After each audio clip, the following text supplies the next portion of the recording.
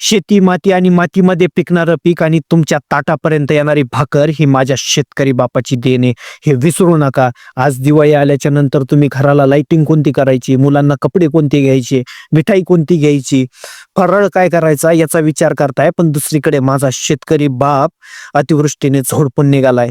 आर्थिकदृष्ट्या तो दुर्बल झालाय. मुलांचा शिक्षणाचा खर्च कसा करायचा, आई वडिलांच्या आजाराचा गोळ्यांचा खर्च कसा करायचा, त्याच्या डोक्यावर जे कर्ज आहे ते कसं उतरवायचं याचा तो विचार करतोय. जनावरांचं वाहून गेलेलं सप्पर कसं तयार करायचं याचा तो विचार करतोय आणि वर्षभराचं आर्थिक गणित कसं बसवायचं याचा तो विचार करतोय. आजचा हा व्हिडिओ बनवायचं कारण फक्त एकच आहे. ज्यावेळेस माझा शेतकरी बाप बाजारात भाजीची जुडी घेऊन 10 रुपयाला विकत असतो, तुम्ही 5 रुपयाला ती जुडी मागता. लाज वाटू द्या त्यावेळेस.